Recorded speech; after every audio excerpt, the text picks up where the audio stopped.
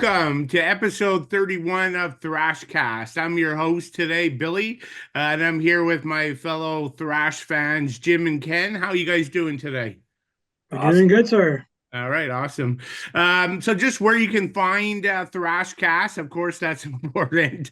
Our website's www.horrormetalsounds.com.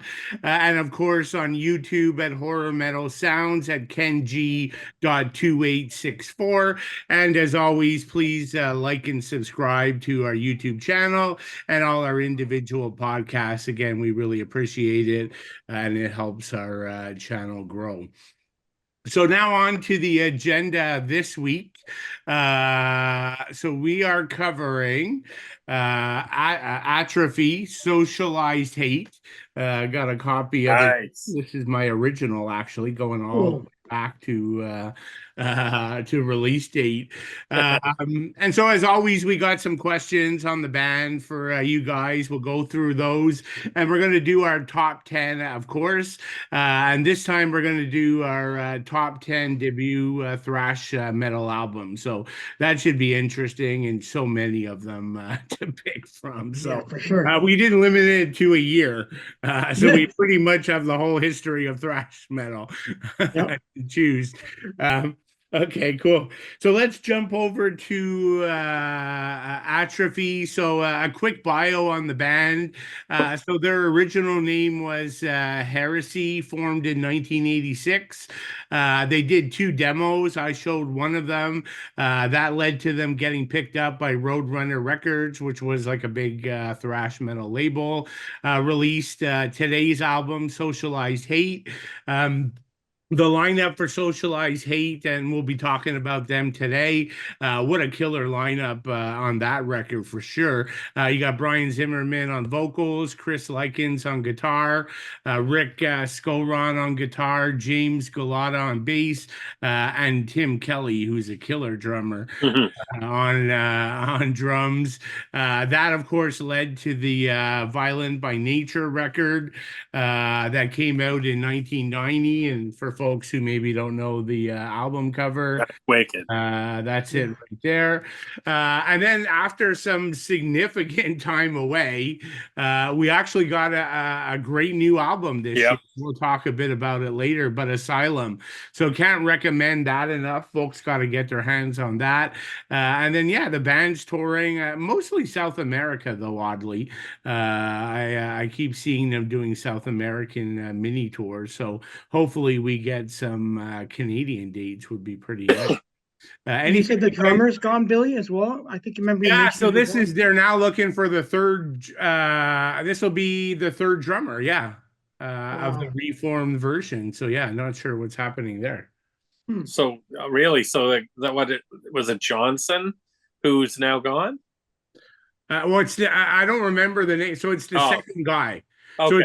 So the drummer who was on the album has already been replaced once. Oh, okay. Now they're replacing him. So I've lost track of drummers. So, but Brian posted it on his site, and he did this whole thing about like he really needs people who could commit to like touring and 100% be there for the band. So I guess that rules out a good chunk of people who are, who can't sort of leave to tour and leave their day job. So yeah, true, very true. What can you do?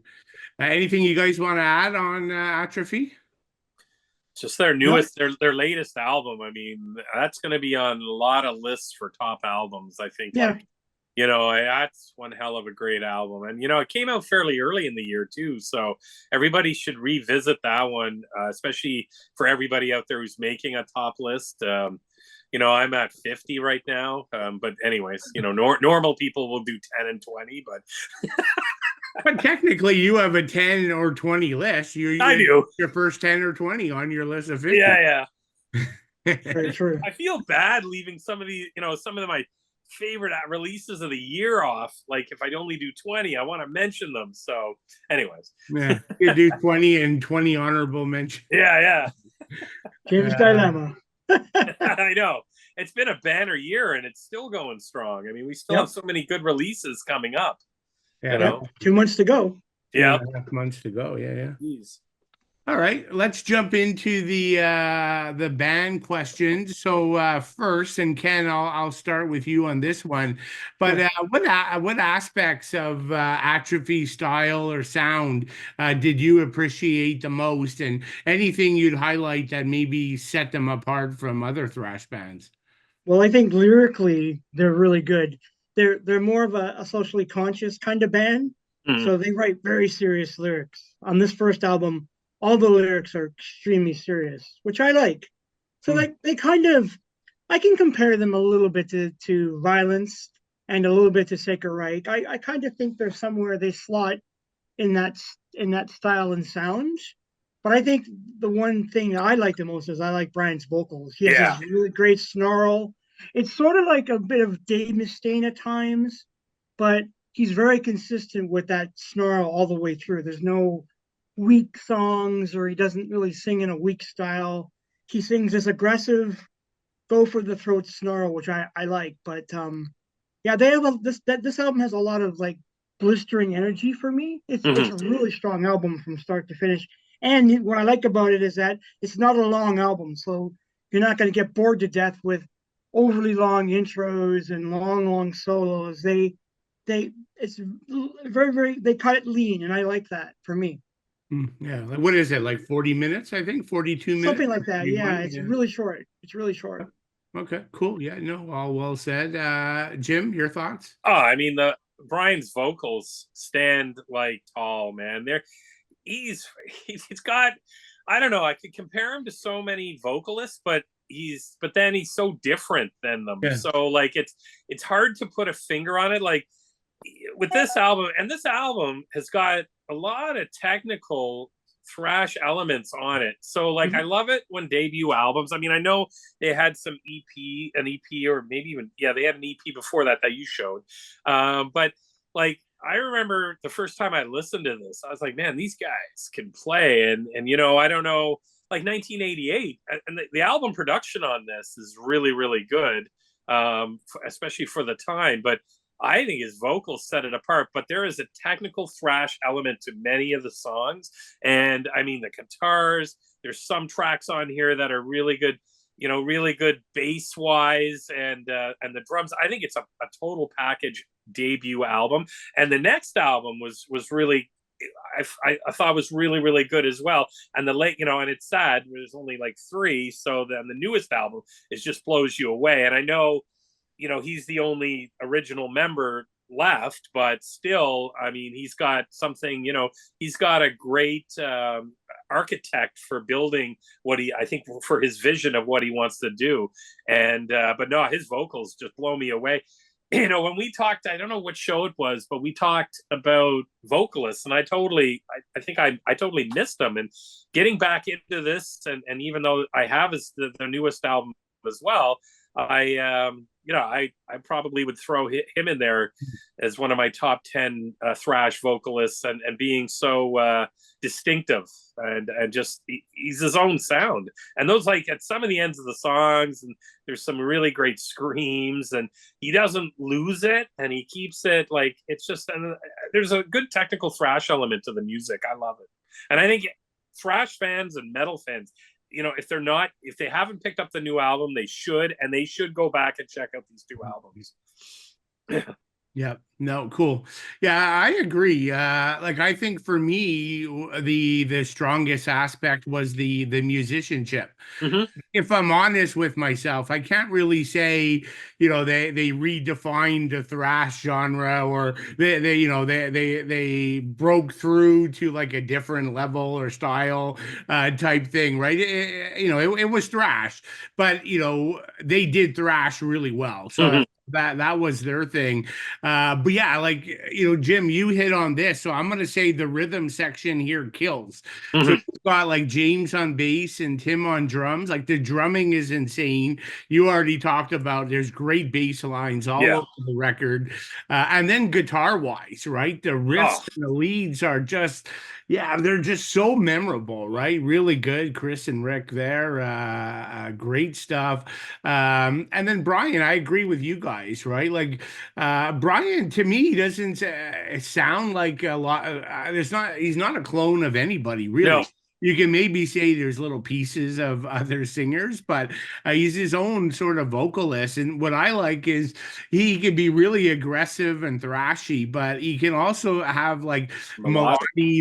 melodic and vocal hooks, right? You really like on the choruses on this and the next album and even the latest. It's just really memorable stuff, right? He Yeah. does quite well. So, but yeah, and then of course I don't have lyrics, but yeah, I think that's a good point, Ken. Definitely social awareness for sure. Okay, so then let's move on. Second question, again, going back to their second release. So we just talked a bit about Socialized Hate. So what did you guys think about the progression on Violent by Nature? Did you guys enjoy that as much as the first record, Jim? I I did. I thought it was a great continuation for me. I liked it. I thought, you know, I can't believe that there was nothing after that, like until now, and it really blows me away. You know, I mean, I would assume. I think I had read that the record company at this point kind of was. I mean, when did this album come out? 1993, was it? 92, I think. 1990. 92, yeah. Sorry. Yeah. Yeah. So like I think at that point we were heading into the 90s, and I think Roadrunner Records kind of maybe was didn't really promote it that well, and I don't think they really gave it the love it needed to have. But I thought it was a great, you know, and I think they toured a lot during that time with like Sacred Reich and a lot of similar kind of genre bands, which was pretty smart. But no, I love that album. I think it's great. I think all three albums, like inclusive of their latest one, is definitely they're really good. I mean, you know, it saddens me that from 1990 to 2024, you know, there's such a span there. It's like, Jesus Christ, you know, we should have 10. We should be talking about them going through sort of the alternative part and how we had two albums we didn't really like, but it doesn't come like that. So because they just didn't have the material. Yeah, no, I think that makes sense. Yeah, for me, I like Violent by Yep. Nature. I actually, they kept all the core elements from the first record. They didn't drastically change Nope. anything. They, of course, matured as musicians, but that makes sense, right? You're a couple years later. Uh, but yeah, to be honest, I actually like, I might be in the minority, but I like it better than Socialized Hate. Both are very good albums, but for me, Violent by Nature was always my favorite. And some great track. The title track, "Slip Through the Cracks" is really good, and then the masterpiece on the album, "Process of Elimination." Just that's a thrash monster of a track. Love that song. So yeah, I'm a big fan for sure. Ken, how about you? Yeah, I'm the same with you, Billy. I actually prefer the second album with the first album Huh. because there's a little bit more variety. The first album is funny because I kind of compare them to Sacred Reich. Like the first Sacred Reich is a really good album, but I like the second album better for me. It's just Mm. what I prefer. This is kind of the same thing. The first album is really good, but for some reason I bought this album first. When like way back when, and I liked it, and I liked the title track "Violent by Nature" because it's kind of catchy, and it hooked me right away. It's still like technical, yeah. It's got a lot more variety to it, and Brian's vocals are a little bit strained at times, but I really feel it's as strong of an effort as the first album for me. So yeah, I love it a lot too. Yeah, Cool. I And got that album cover is fantastic. yeah, and I think the reason why I like the first one so much is like I remember seeing a very small little blurb on them in a magazine. Like it was just a small like up and coming in like 1988 or I can't remember the year, but it would have been right around the time of the release of the record. I think it was maybe before it came out. And I remember because I used to hang around at the mall, a record store, Sam the Record Man. We had like in one mall here, we had three record stores, and the guy there was a complete metalhead, and he would like give me the heads up on if they get anything, or what should he order? Like, hey man, what do you want to see? And I remember I got him to order me this. It was like $18 or $16 for a cassette. This is like in '88 or whatever. So Blue, at that point I was working. So, but wow, I fell in love with it. So, but yeah, second album's great too. I mean, God. Cool. So next question. So Atrophy had, some pretty solid success, I guess, in the very late 80s, very early 90s with the two albums we just talked about. But relatively speaking, yeah, I think it's probably safe to say they didn't break out to the same extent many of the other, second tier sort of thrash bands. Some of them had more popularity than others. And when I was kind of looking at this, I was thinking, well, we brought this up with Flotsam and Jetsam podcast, right? And they kind of come from the Phoenix area as well, as does Sacred Reich. And and you can argue, did one of those three, Atrophy, Flotsam, or Sacred, was one more successful, or whatever? But I think at the end of the day, all three of them, in my opinion, probably deserved way more success than they actually got. So what do you think? Do you think being located in Phoenix kind of hurt the three bands in terms of success? No, I don't think so. I don't think being from Arizona would affect those kind of bands. I go back to the same question that we've talked about before. It's just timing.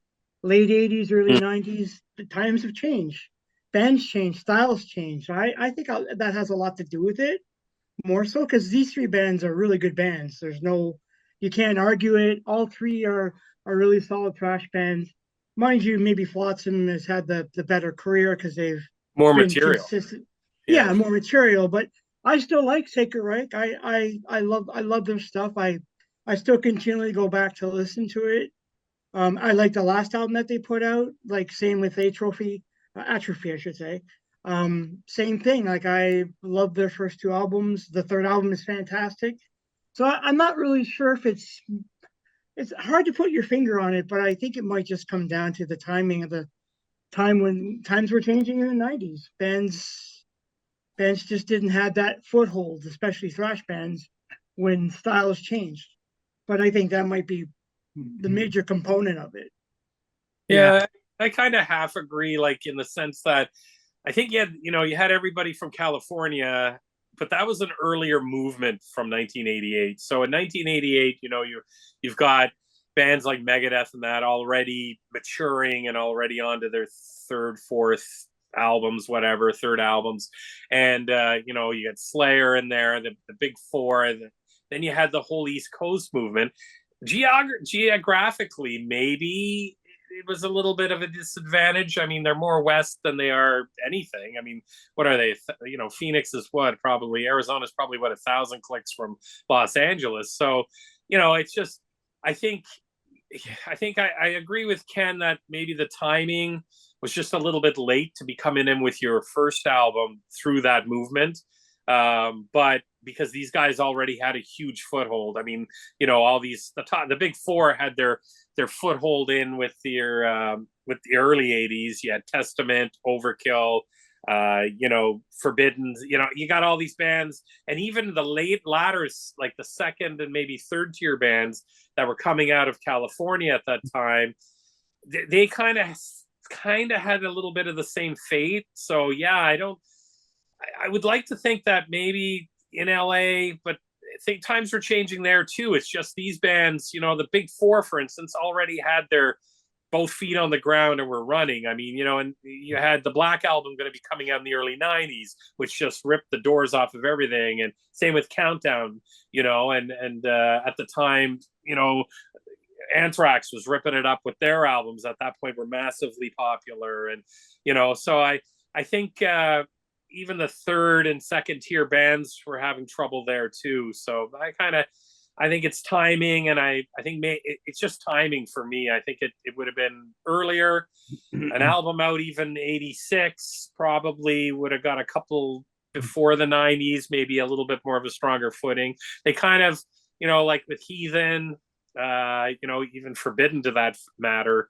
There's some different situations that have arose, but out of those bands that were mentioned, Flotsam has the biggest catalog. So, and they just come out with a new album. Atrophy's got a new album out in last March. And we're waiting on Sacred Reich. But I think some great bands come out of there. I mean, Phoenix is a hotbed of metal, and but I think it's just timing. I got to kind of mend towards that. Yeah, no, I mean, these things are always complicated, right? Yeah. Like, sure, timing's definitely a big thing. I guess what gets me a little bit though, because we're not talking about bands like Defiance and Live No, Evil that we covered who came like in the 90s or true. like on 90. Like Flotsam was mid 80s, right? Yeah. When they started. Even Atrophy was like 87. So we're not talking about bands who put out True. the first album like, right on the whole peak of the thrash movement hadn't even come yet when these bands already had stuff out there, right? I would argue the peak was 89, 90. But yeah, I agree with you guys. Like then after that point, then the styles kind of changed. But like I'm certainly no expert on like Arizona or Phoenix, or don't claim to be, but I don't know. Like, somehow I can't help but think like in 87, 88, when these three bands were playing, like did they have the same clubs that the East Coast bands and the West Coast bands had to play and build the fan base? Like Good I point. can't see it being Yeah. possible. But that's why I find these three a bit different, because they didn't come in 90, right? Like usually timing is an issue when bands hit the scene right at the end. These guys were there, not the earliest, that's for sure. And now that's probably a factor too. But they were early enough that they were pre-peak in the movement. But again, who knows? Like, Yeah, but you know what? Like their second album came out in '90, and I read that Roadrunner didn't get behind it because they were probably looking for something new. Things were starting to change. But no, that's a good point. I mean, what the scene is like on the ground there would be a big thing as well, for sure. But like it's just it's weird. Yeah, you're right. It's timing is everything, and I think and that's true. Yes, the Flotsam album, the late '80s. The movement was just, in my mind, was just gaining momentum at that point, but maybe they needed more. I don't know, maybe another album or something. I'm not sure. yeah, hard to say. And then throw in a bit of bad luck and all Yeah, kinds of other losing a member, members breaking up and stuff like yeah. that. Yeah. Yeah, no, for sure. Okay, cool. So then we've already kind of hit on the 2024 album Asylum. I don't know, anything you guys want to add on your thoughts there? I think we all said we loved it. Oh, Oh, yeah, yeah, that's a great album. I totally love that album. As soon as I heard it, I was blown away by it, and you could tell that Brian's his lyrics are still thought provoking from way back when, Yeah, and that's what I like to. And of course, I interviewed Brian for Horror Metal Sounds, and I know Billy, you interviewed him for another site. So it was great to talk to him about the music, about his thoughts about. Yeah, there it is. yeah. I love that.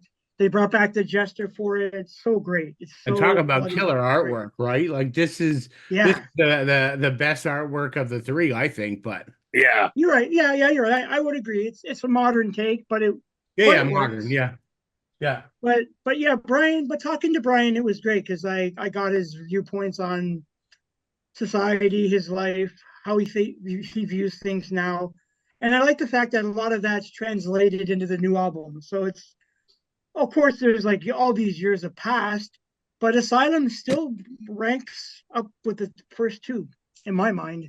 It's still yeah, for really sure. really strong. I love it, and like Jim, it's going to be on my Hmm. top 10 or top 20 year end list for sure. Yeah, and Even though it Brian came out in sounds March. fantastic, right? It's like Yeah. he Yeah, never took time off. But that's what I mean. Yeah. that's a good point, because it's like this is the third album. It could have been 90. It could have sounded like 92. His Yeah. voice sounds that young and that robust that there's no time. You take that many years for many singers, and they're not sounding. But this could have been right after. And I had the guitar work on this album. I really like that Seeds of Sorrow and Bleeding Out's a wicked song on it. But just I just want to touch on one little thing that we were talking about with timing. You know, if you remember the rise and decline of Western civilization part 2, the metal years, Yep. that was Yep. filmed by Penelope Spheris in 87 and 88.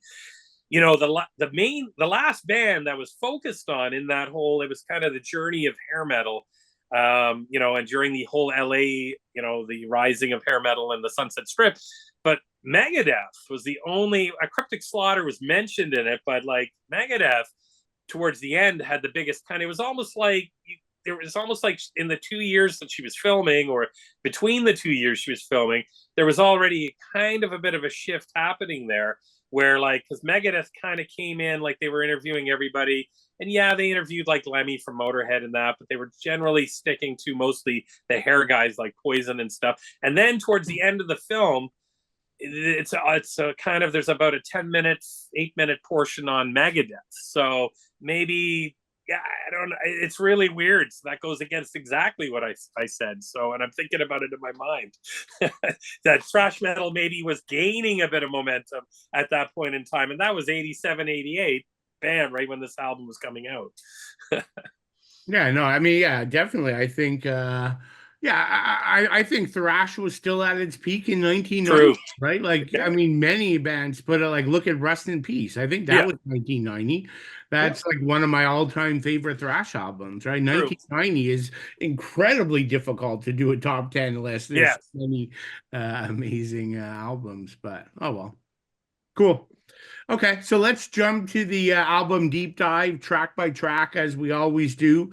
Ken, I'm going to throw this one to you first. First track is Chemical Dependency. Yeah, this is a really good track. Like it has a really vicious opening. There's a lot of speed, there's a lot of aggression right at the start. Brian has a really nice scream there at 3 minutes, which I think really blends into the sound really well. There's a lot of like the riffing is really frantic at times. The song is really hard hitting. That much I'll say about it. And you know, this it's topical as they're talking about drug addiction, so they're referring to the use of cocaine and how it would destroy your life. But for an opening song, wow, it's just like it just packs a huge punch. And every review I've read online, people always say this is the song that people gravitate to first. So yeah, I mean, you want to start an album out, this is a good song to start your album. Yeah, no, I agree. I think it's I also like the way the contrast, right? So it actually opens with like that sort of ominous type open. Like it feels like a Yeah, Rush 2112 because it's Yes. synth, right? You hear and it lasts a minute. The song's only 4 minutes.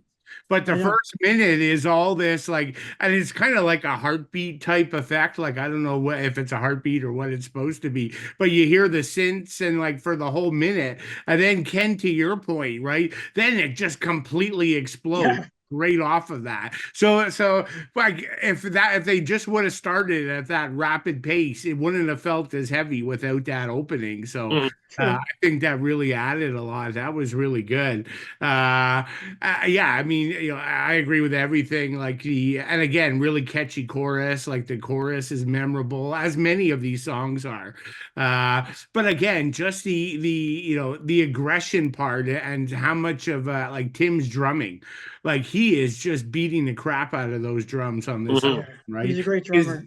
Yeah, it just has this like thunderous, like double bass, or he's just pounding the snare. Like it's really good. A lot of interesting drum work too. But yeah, I think it's a great opening track as well. Jim, what are your thoughts? Oh man, you guys said it all. I've got beating heart, thunder, ominous intro. Like my notes are like you were saying it. You both of you were saying it, and I'm Now like, we're even there goes thinking what I have alike. to say. But no, this is an explosive song, and I like the lead up. And I never thought of Rush 2112, but that's a great analogy with it because I totally agree with that. It's like it's a minute and 6 before that kind of guitar speeds up and rips right in, and then the song just absolutely ignites. But I mean, I love that. And then the scream that leads into the guitar solo is really, really cool. But his distinctive vocals really shine in this song. And you get that feeling that you're in for a really cool ride in the first song. So, it's a great way to start off an album. And I don't know who got to pick. Probably Brian's. It's his band. But they came up with a really good start to the album, and just it's like gasoline with a match, and it just takes off. But I love, like Billy said, I love the fact for a minute, for almost a third of the song or a quarter of the song, you got kind of this lead up, because it just builds the anticipation of what's to come. It's wicked. Yeah, something's coming. Yeah. All right, cool. So Jim, you're going to stay on the hot seat. We're going to go to track number 2, Killing Machine. One of my favorites, if not my favorite on the album. I mean, this has just got that wicked guitar riff, that drum and guitar kind of play off each other intro. I love it. And when Brian's vocals cut in, it's just it's got a heavy groove to it. And this is one of a few songs where we're going to hear a lot of gang vocals. I like that. And I love that Born to Kill with the chorus. It's wicked. And I mean, I got another different wicked, I keep saying wicked, a different awesome guitar solo to it. So, and on this album, there's no same guitar solo in every song. And as the album goes on, they even start doing a lot of change ups and stuff, which keep everything really fresh. And this song just continues from number 1, but I just think it's more of a thrashier vibe for me, and I love it. I've got a couple of number 1s on here. Actually, this one and the next one. So, but yeah, this is one of my favorites on the album. Yeah, Ken. Yeah, the same with me too. Like this song, what I like about it is that the whole point of the song is that they're talking about a soldier who enlists to fight for freedom of his country. So I'm assuming it's an American. And then he becomes obsessed with killing to turn him into a killing machine. So there's like nods to Rambo, there's nods to violence, because they wrote a song like that that's very similar. So I like that. So lyrically, it's a really good song, but it's very vicious, and that's what I think it's appealing to me, because Brian has this like really raspy snarl, and it's just followed by it's all built around that speedy chug. It's fantastic, and as Jim said, the chorus is really good. The Born to Kill, there's no retreat. Yeah, it's fantastic. And then the pace, I love the chugging pace. Like it really picks up at about 220, and then the quick tempo for the last minute of the song is so explosive. But as a song, this is one of the better songs for me on the album. Yeah. Yeah, the album's really, like, I don't know if this is one of those cases where, I mean, there's a lot of good songs on the second half, but this might be a first half better than I don't know. I'm kind of just randomly ad-libbing that, so I'd have to think more about it. But yeah, I think you guys hit most of it, right? Other than, again, just kind of the little tweaks in songwriting, right? This one too kind of doesn't start out like super intense by any means, right? You get that kind of melodic guitar intro, and that kind of leads into like a really cool riff, and then it goes into like the full kind of thrash attack mode. But I think you mentioned this too, Jim, like that lead at like 10 is just vicious. It's really good. The bass, again, I mean, some of these songs have great bass solos. Yes. Not as much on this one, but you could hear the bass, which I'm always like loving that. And you guys mentioned the chorus, right? It's easily one of the best choruses, and I like that it just slows down a little bit for the chorus. The gang vocals are good. Yeah, no, it's a great track. So you guys kind of hit on everything. So Ken, we'll go to you. Track number 3, Matter of Attitude. Yeah, I like this song too. It has a really heavy chug that starts right at the start of the song, but I find the tone of the guitar is really beefy. So they really up front, like they're just really up front, and you can't deny that sound. And then there's like a pummeling pace, and it really just picks up when you get to like the 130 mark, and of course it leads into that first solo. Brian again continues to have some snarly vocals, especially in the back half of the song for me. Yeah. He's got that scream that's like tacked on just at the end, which I kind of like. Yeah. It just ends it really well.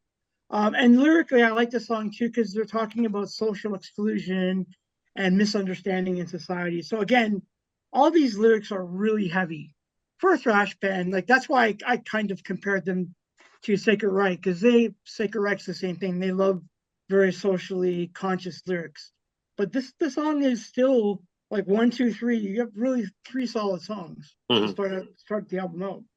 Yeah, no, I totally agree. Yeah, like this is another great track, and this is one where the bass really does a pretty good job too, right? This is one Yeah, where it actually gets time to lead a little bit. So, and the drumming again, I'm gonna call it out. Like there's some Oh, interesting drum fills, and he's doing some really cool stuff that's not your typical standard first thrash album stuff. So I think I really appreciate that, and the guitar guys on the record again, like we gotta, yeah, the just the riffs and the leads are just fantastic. These two guitarists work really well together. they do. Yeah. Yeah, and yeah, you mentioned it already, the scream. Yeah, I got Brian's scream. I really like at the end. But anything you want to add, Jim? yeah, I think this is one of the more technical songs with the drum and the Yeah, bass groove in yeah. it. I think it's got like it's got kind of a weird musically and not vocally, but musically it gives me a little bit. There's a couple of songs on here that gives me a bit of an Anthrax vibe, but the drumming and the bass on this is a lot more technical, and I find it's more of a melodic. Brian's voice is more melodic at times, but still keeping it within that thrash element, and I love that. And like how the song intro starts to speed up and the vocals just come right in. I love that. It's like different than the first two songs. This is easily one of my top three or four on the album. I absolutely love this song, and I find it more technical. So for me, the album seems to be getting more and more technical as it goes on. But yeah, and I even though I do, there's one of my favorites is towards the end. But yeah, I think this is, I agree with what Billy said. Probably a first half a record is really, really super strong. For me, there's not a Yeah. bad track on the album, but it's, I that's don't know about that. definitely number three is just a continuation of greatness here. What did you say, Ken? I wouldn't. I don't. There is a track that's not that great here. Oh, I'll say really? that. Yeah. Does it involve beer? Yeah. I knew he was going to. Yeah, we'll get to that one. It's Sure. Yeah. No worries. yeah, it's an odd song, but I actually Yeah. like it. But anyways, we'll I see. don't hate it. I don't hate it. But Yeah, we'll okay. get to that. Yeah, we'll get to that. So, Jim, we still got you in the tackling the next one. Yeah. It's one of my favorites, Preacher Preacher. Yeah, no, this is a great song. Again, it's got his vocals. Like every time I wanted to write down, this is the best vocal performance on the album. But then I hear I started listening more to it. I've probably listened to this about 6 times in preparation. And like every time I probably couldn't pick an actual because he's strong on almost every song. So like, but this song has a really cool vocal to it. And I mean, that great screams. I love it. And that cool guitar. It's got a really groovy intro. This is a great track. And again, there's some elements of technical thrash. And what's interesting is this is a debut album.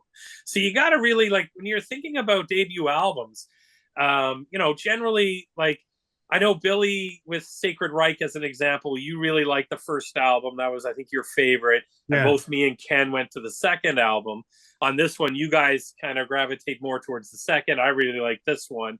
I mean, you guys like it too, but it's just to have such good technical ability, like to start showing off so early in your career, I think is really friggin' awesome, man. That's commendable. Like, you got to think about it like, it's up there with some of the great thrash albums of all times when you're thinking about like it's just again about timing and where they were at the time, but there's some good material on this that would rival my favorite thrash album, Kill 'Em All, and on some of the tracks on there. And this is one for sure that I absolutely love.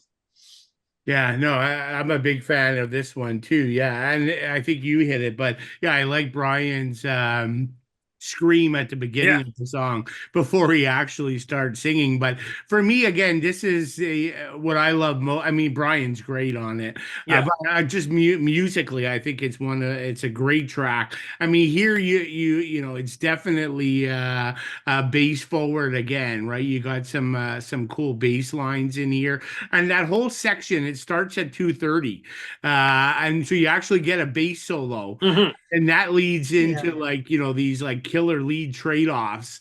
And then we get like about a minute of this like whole instrumental section. And to me, that's the best part of the song, right?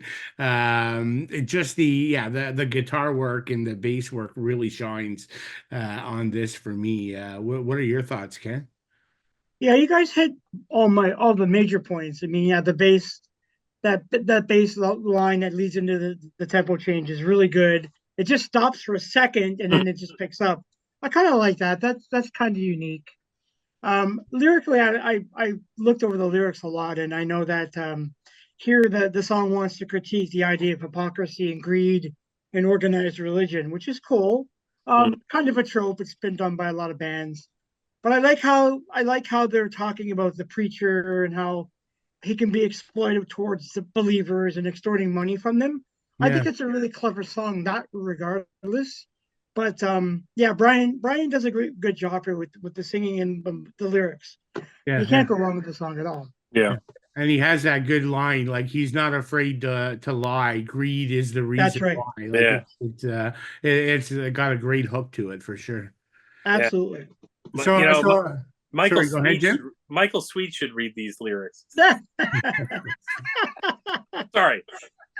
okay. So Ken, it just worked out this way that the order that I'm going, but you're gonna get track number 5 to start because I know you're gonna have something really intelligent to say about the lyrics on this track. So Well, beer bong. I don't hate it. I find Hmm. it a little. I out of all these tracks, it's a little out of place. I Yeah, mean, for sure, it's a thrash zinger. Like it just rips for the what 2 minutes. I think it's Yeah. yeah, like 2 minutes. minutes.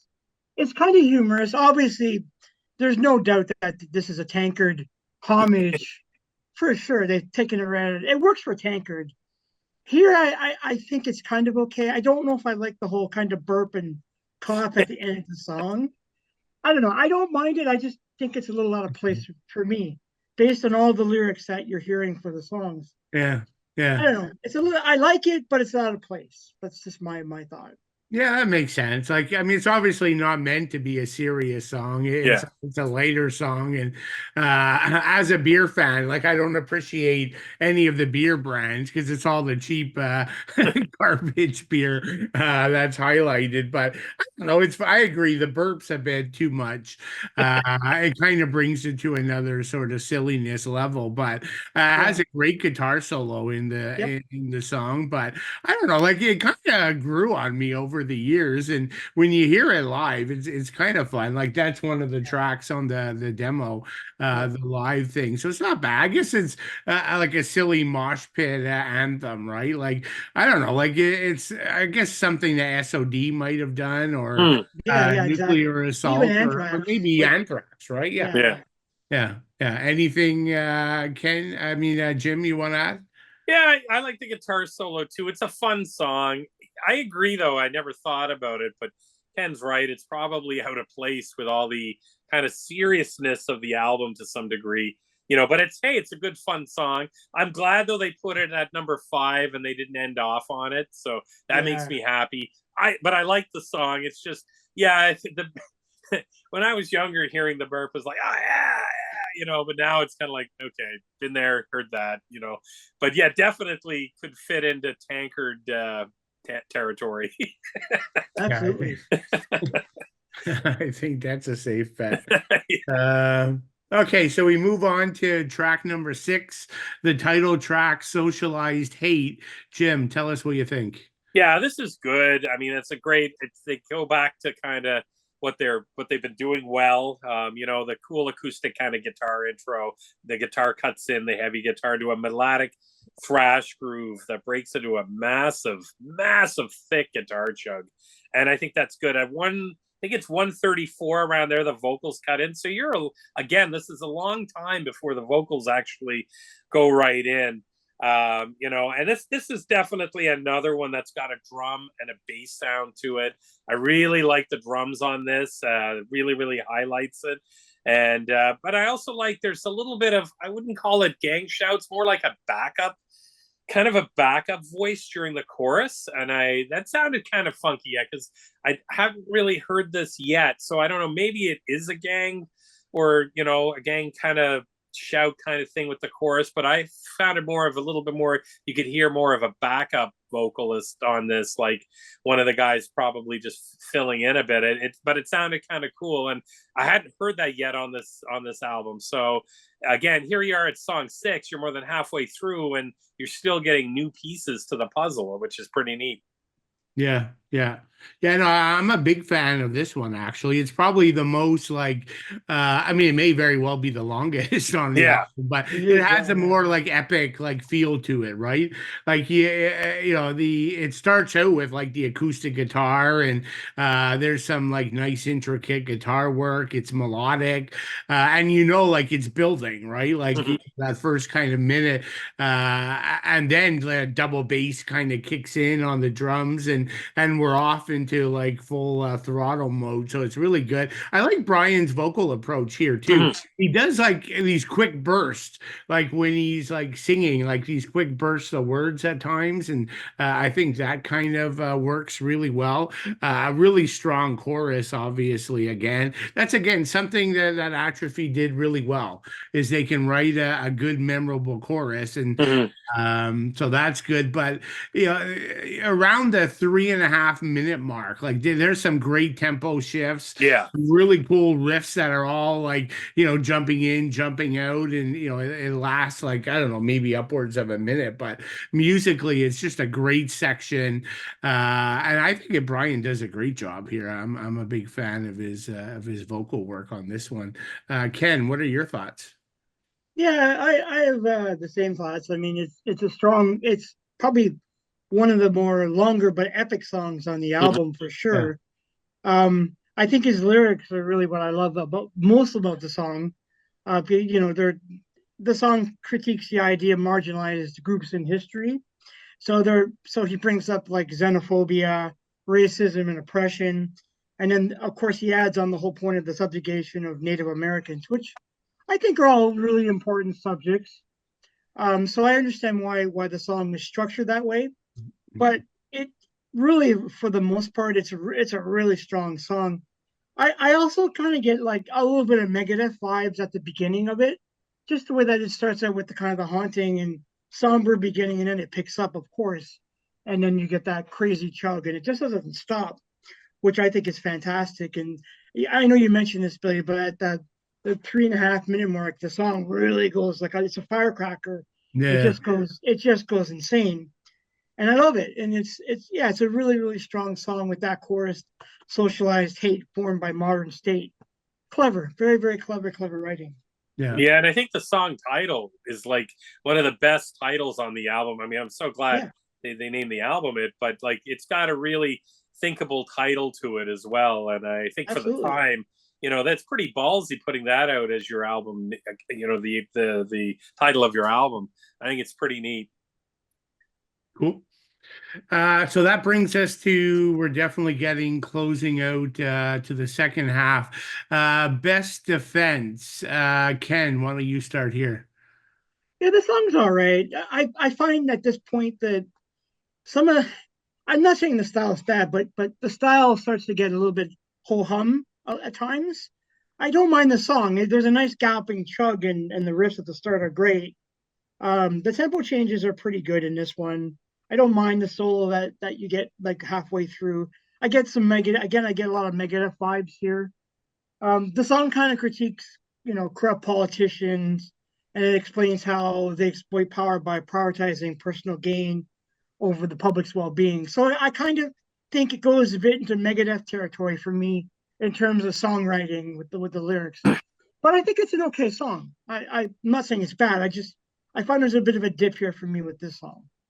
Yeah, I kind of feel the same way, to be honest. Like it might be my least favorite. Like it's still an okay song, but Yeah, maybe my least favorite on the album. I just think you know, the songwriting's a little more straightforward, maybe a little more one dimension. It's not as exciting as some of the certainly the stuff that came before it. So, but yeah, I mean, and then as you said, it does have a great lead though, just yeah. past kind of 2 minutes. Like that's I think the best part of the song for me.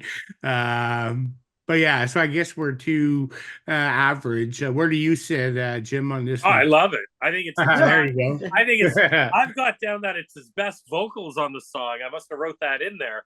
But I love this song. This is what I got four, and I got one even coming up. But I four that I super like are my number ones, and this is one of them. I think this is a great. So there's been a lot of changes, and the songs have been really. It's been a lot, but this isn't technical at all. This is just full frontal thrash, basic. I like the way Billy said it's one dimensional. Sometimes I like my thrash one dimensional, and this I like. Yeah, fair enough. And I'm pointing. There you go. Fair enough. I like Ken just goes, fair enough. Fair enough. Yeah, that's all you can say. So that That's brings awesome. us to track 8, Product of the Past. Jim, what are your Yeah, thoughts? this is another good track. I mean, they kind of go back to a little bit more of their technical vibe, leaving that song. I find it's got a DRI vibe to it. I don't know if it's the vocals sound similar, but it's more like, and maybe it is one step up from the song before, because I really like how Billy said that it's one dimensional. Maybe this would be a little bit similar, and it's but I like it. I got a serious DRI vibe from it. And the vocals at the end are great. Especially I get that vibe towards the end of it. I find it's got a bit of a slower but a thicker solo in it. I really like that because you haven't really heard that on the album yet. So, but it's pretty cool. I just love it. It's a good track. Yeah, I like it quite a bit too, actually. It's different. Yeah. It's mixing things up because it's definitely, I mean, it definitely picks up at like the 2.5 minute mark. But generally speaking, it actually is a slower song relative to some of the other stuff. So, but again, pretty catchy. Yeah. You got some good guitar chug and bass chug as well. But yeah, so it's like I said, it picks up at about the 2.5 minute mark, for about 45 seconds. But then it's back to this sort of mid-pace chugging, but really good chorus too. I enjoy it, Mm-hmm. and so yeah, I think it fits in well. It's a different pacing than a lot of the other songs on the album, so I think it's pretty cool. Ken, your thoughts? Yeah, it's mid pace, but I find the guitar is really beefy here. Mm. They go for this like the thrash aesthetic, which is what I like. So the chug is still steady all the way through. Yeah, and I noted the same thing as you did, Billy. Like the 2.5 minute mark, that's where the song really kind of gets going. Yeah. I love the fact that they sort of taken they've taken the elements from say violence with the idea of a psychotic killer. So all the lyrics go on describing the idea of the killer's actions, the killer's predatory nature, and the fact that this killer has a lack of empathy. So I kind of like that, and I think it's a pretty good song. Maybe a lot more interesting than Best Defense, but yeah, I like the song too. So then we're down to the final two, number 9, Rest in Pieces. Ken, why don't you begin here? Yeah, this song I like as well. The leads are great. I love they're so blistering. And then of course Brian doesn't even start singing until like the 120 mark in the song. Yeah. But when that choke picks up and the tempo, it just goes, and I love it. And the solo is really good. Again, they go back to these kind of lyrics about alienation and frustration, and about being like in an oppressive system. So I'm assuming they're referring to like maybe the American government. I'm not too sure, but I love how the Brian's talking about like people who work really hard but have nothing to show for it. So I think that's great. It's strong. It's strong, like social consciously wise. But yeah, it's a good song. I like the title, "Rest in Pieces." It's a good play on words. Yeah, no, I think I liked it. I think it's some of the best riffs on the album fall in this song, and I like the opening, right? Yeah. That big drum Yeah. and the bass, like opening the track again. Yeah, that's really cool. Then, that Hey, main riff at just, about a minute and 15, like it's so memorable. I think it's great. Brian even sounds a little more sinister singing this track. Like, I don't know. I thought slightly different for him. Great leads, like dueling leads. I assume that both players are in on those at 240 though. They're really great job there. And yeah, like some of the riffing even almost sounds like European thrash oriented to me. mm. But it kind of gets back to like I just think they're really good riffs in this song, and they're not sort of your standard riffs. They mixed it up a bit with this one. Jim, what do you think? Yeah, this is a favorite. I mean, that bass on this song is just, it's got probably the thickest bass line, like really heavy on it. You can really, really hear it. Very predominant, I find. The gang vocals in it is great. Again, musically, this is the second track that I think I get kind of a bit of an Anthrax vibe. Again, not vocally, but definitely musically. But I really like this. This is a great thrash song, and definitely one of the stronger tracks on the album for me. Okay. Cool. So then we move to track number 10, Urban Decay. Jim, final one. What are your thoughts? Yeah, I mean, this is a great way to end the album. I'm glad they didn't like put the silly one at the end, the beer bong. I'm glad they kind of ended off with this one. I might have put number 9 as my end and number 10 before, but this is an all out thrash song. So it's like, okay, we're just going to destroy everything because we're finishing up here, and that's how the feeling I get from it. I mean, it's got kind of an old school, like maybe a Show No Mercy Slayer vibe. Just not in the vocals. The vocals are totally different. Just kind of musically, it has that for me, but obviously much better production. And I mean, it's just the drums on this are really good. It's got a fast, killer guitar intro, but I would have liked to see number 9 is 10 and 10 is 9. I think it probably would have rounded out the album for me better, but it's still a strong way. You're ending on a high either way. So Yeah, I can see that. yeah. Ken, what do you think? I actually think this is a good song to end the album off. I mean, I like Rest in Pieces too, but the song is a good way to end the album because But it's got like the heavy riffing. That when the chug goes on, it goes hard and it just rips right through. It helps with the tempo changes, the really hard tempo changes in it for me. I like the solo here. It works for me. The chorus is really good, and I even like the second solo that comes a bit later. It Hmm. works.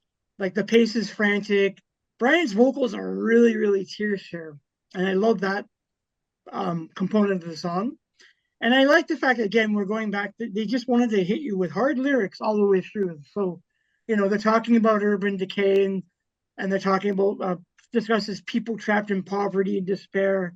And, but it goes on to talk about social and economic disparities that exist in an urban environment. So, like, they don't let up. That's the one thing I like about this band.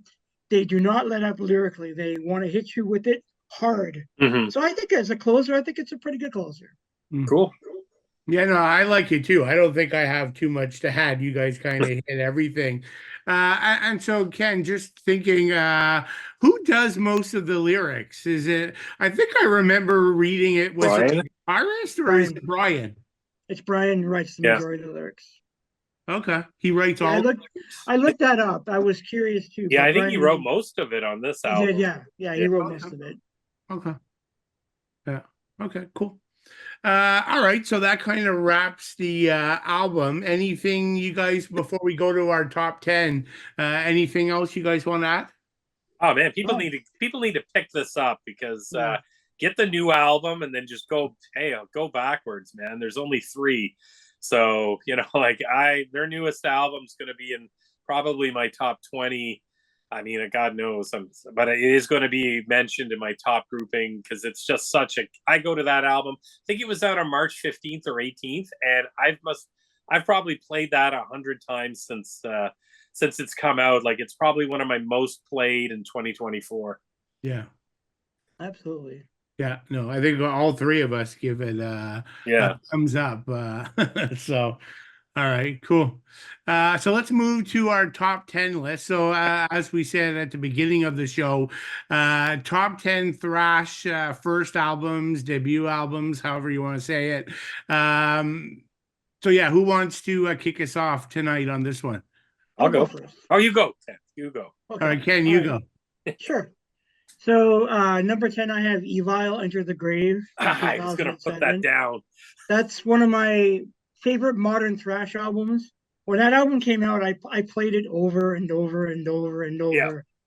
And my favorite track, For Those Who Are About to Die, what an incredible song. I just love that song. I think I played that song so much. I just couldn't stop playing it. Great. But they're I mean, you know, despite the, I guess, you know, Fleming Rasmussen did the production. So there's sort of Slayer, I say Slayer Metallica vibes to it, but as a debut, I like it. I mean, I know originally they were a Metallica cover band before they became Evil, but yeah, I think it's a great debut. At number 9, I have Warbringers, War Without End from 2008. Again, another ripper of a modern thrash with like a vicious attitude from song 1 to song right to the end. I think it's like 10 songs. John Neville is one hell of a vocalist. I love it. Like a modern thrash vocalist. He has a snarl and it's great. I totally love that album. Number 8, I have Destruction's Infernal Overkill from '85. I think it's a pretty strong. I actually prefer the second album more, but this I brought it up because it's Destruction, and you can't go wrong with a band that just rips. And this is '85 we're talking about, so it's a lot different from what you got out of the Exodus and Metallica. But I've always been enamored with this band right from the start, so it's on my list. At number 7, I have Sacrifice, Torment and Fire from '86. I don't think this record gets talked about a lot. I feel a lot of people will talk about the second and the third album more so than the first. But this album is a lot more raw than like Soldiers of Misfortune and Forward Determination. But I think as a debut album in '86, it's one hell of a debut. Certainly I like it. I like all Sacrifice albums, but I think it's a solid album. And then the other at number 6, I put Annihilator's Alice in Hell. You cannot go wrong with that album. It's such a great album from start to finish. Came out in '89, but yeah, the guitar work on that album is like fabulous. Jeff Waters is an incredible player. I totally love that album. Me too. Number 5, I have Exodus, Bonded in Blood.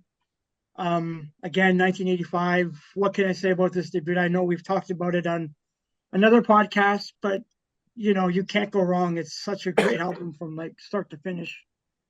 Now, number 4, I'm putting an album that maybe a lot of people don't talk about, but I love it, and that's Rigor Mortis, 1988. I have a soft spot for this album. I don't know what it is. It's because maybe, you know, I saw it in the Fangoria magazine, and I totally love that cover, and I bought it when it came out because I had not heard. No one ever talked about this album. I only heard it in the Fangoria magazine, which I find so odd, but I guess the horror kind of metal subject matter is why they had this big ad in Fango. But I love that album. It's such a great I love album. it too. I think good album. Yeah. It's a great. It doesn't get talked about a lot. That's the sad thing about it. Not many people. I know you talked about it, Billy, and I think Jim, you've mentioned it before too. But no one talks about it, which I think is a shame for me. And then number 3, I have Violence, Eternal Nightmare, 1988. This album is so killer. It's like you get everything here. You get vicious attacks all the way through. The vocals are just maniacal. I think it's a fantastic debut from the Bay Area. And then number 2, I have Testaments to Legacy, 1987. Yeah. Again, you can't go wrong with that classic debut. It's got some great songs, memorable all the way through. And then I'm going to take a play out of Jim's playbook. Metallica's Kill 'Em All as a debut, '83. You cannot go wrong with that album. No other thrash album sounded like that when they came out. Yeah. And I played that album to death too. When it came out, I played it nonstop. I just couldn't stop playing it. But I think we know Jim's number 1. Yeah. Now I left off Anthrax because I don't like the first album as much. Metal Thrashing Man, it's all right, but I don't know. It's not really thrash. It's more kind of a metal album than it is a thrash album at times. When Joey came on the second album, that's when they blew up. But I'd put it as an honorable mention. But I just couldn't put it on my list. I think And that maybe Jim's too, but yeah, Yeah, no, I Fistful I was gonna, but I decided okay. I mean, I love Neil Turbin, but yeah. you know, It's I not a think I thrash agree with album though. Ken. It's not a I thrash think, album. yeah, I think I agree with Ken. It just didn't. It you know, there's a lot of other albums I decided to put ahead. So Cool. Well, speaking of that, why don't you do your list? yeah, so I got a kind of a funny one for number 10. I went with Tankard Zombie Attack. Cool. That's a I good one. love that album. Acid Death is one of my favorite songs, and I mean I love that album. So number 9, I went with like Whiplash, Power and Pain. Oh, Probably good. I think it's like probably right from the album art, which is so memorable, to the songs of I just love Whiplash. I mean, Ticket to Mayhem's awesome. The second album, it just for me, it's like the total package there. I absolutely love it. I'm gonna go Canadian here with my number 8. So I'm gonna go with Exciter, Heavy Metal Maniac. Cool. I mean, those first two albums, this album and Violence by Force, are just phenomenal albums. And I mean, I think Exciter, yeah, a lot of people can say, well, it's just speed metal. I definitely, it's in part of my thrash genre for me. So number 7, I go with Demolition Hammer, Tortured Existence. I mean, I love that band, love that album. 44 caliber brain surgery. You can't go Yeah, wrong it's a with good that one. song. Yeah, I it's a mean, good that's song. just, it's wicked. And I mean, you know, it's just amazing. Number 6, I went with Voivod, War and Pain. And I know people out Cool. there are going to say, but there's so much better Voivod albums. There is. But my point being, I remember when I first got and listened to this album, and I think I saw a live clip on Much Music, and these guys came out wearing gas masks, and the shitty production on the original is what I like, because nothing sounded, the guitars nobody sounded like that before. So for me personally, it blew my mind. Number 5, and the artwork. Well, geez, I mean, Away's artwork, you can't go Yeah, it's wrong no great. matter what. Number 5, Ken, I went like with you with Testament, The Legacy. I probably like the second album better, but Yeah. this first album is phenomenal, and you can't go wrong with that. Number 4, I went with Death Angel, The Ultraviolence. Love that album. We've covered it on the show, so we all know it's one of our favorites. Number 3, I picked Alice in Hell, Annihilator. It could have easily been my number 2. That album, and like the first 2 albums, just mean so much to me for my thrash, for what I love about thrash. And this album is just my favorite. It's just so awesome. I mean, I can't rave enough about it. I love it. Number 2, I'm gonna go with Slayer's Show No Mercy. I am only throwing Slayer on here because it's Slayer.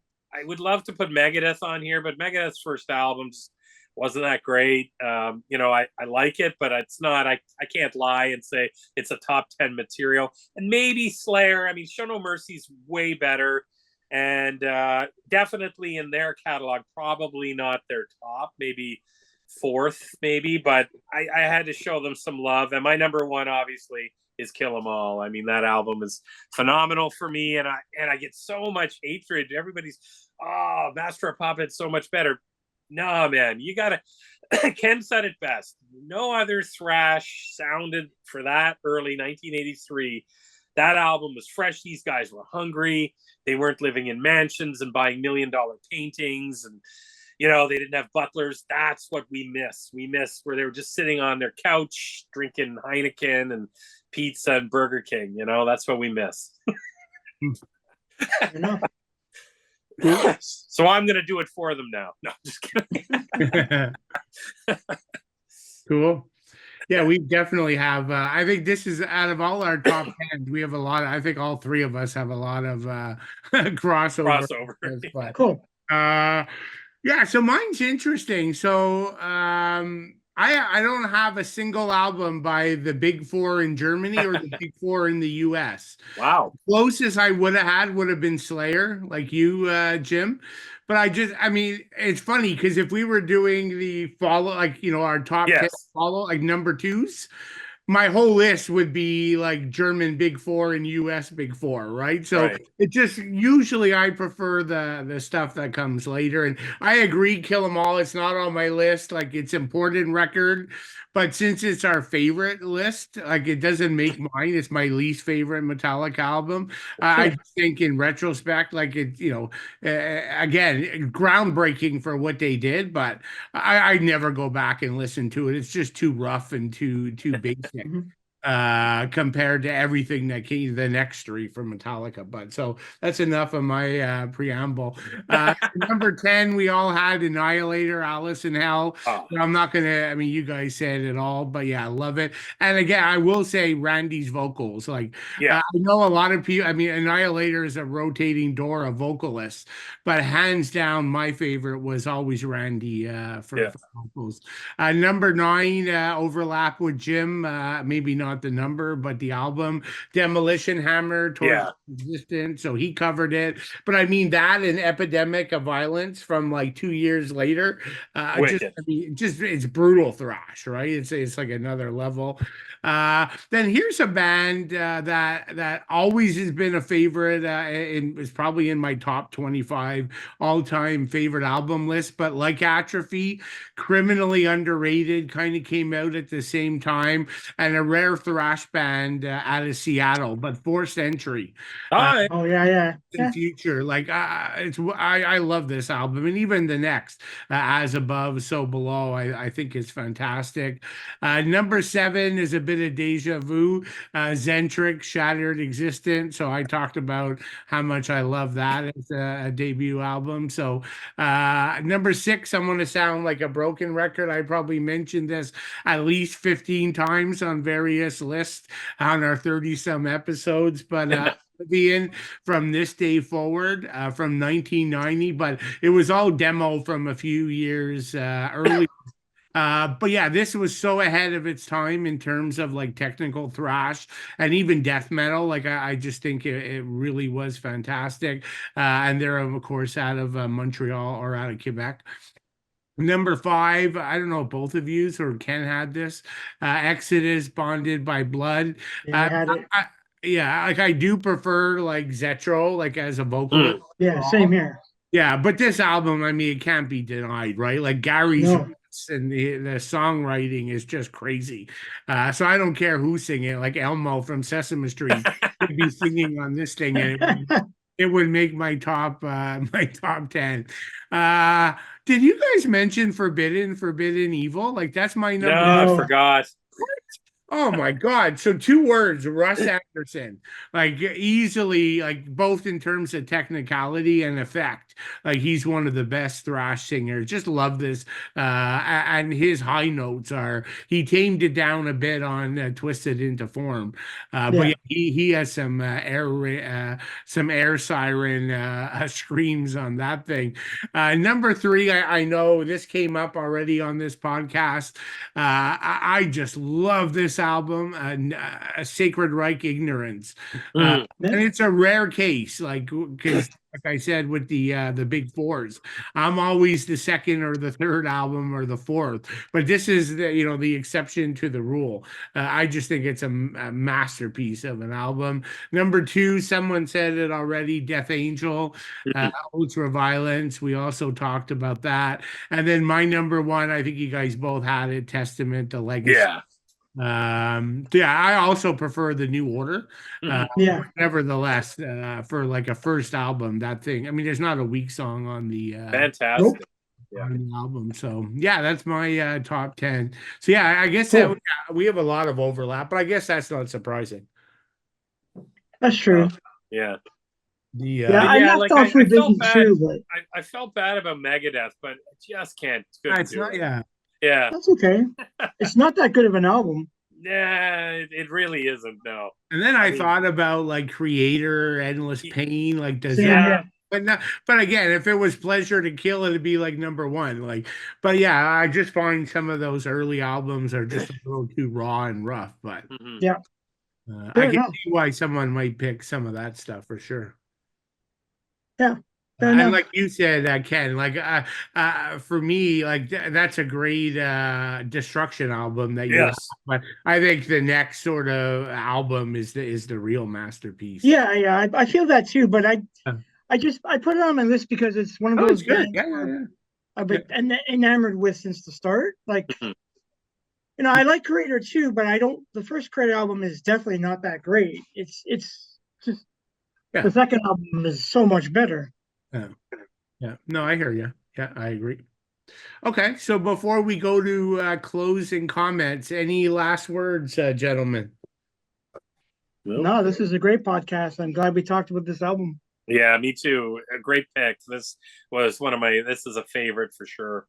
All right, cool. So let's wrap this up. So thanks everyone for tuning in.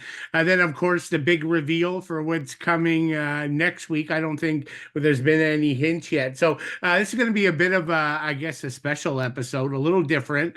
We're covering not a traditional thrash band, but definitely a metal band. We're covering Judas Priest, Painkiller. So yeah, like I said, clearly not a thrash band, but that particular record and that song definitely entered some Mhm. territory for sure. So I think it'll be a fun album, and we don't always have to, have a pure thrash album every time. And one other piece, we're gonna have a special guest.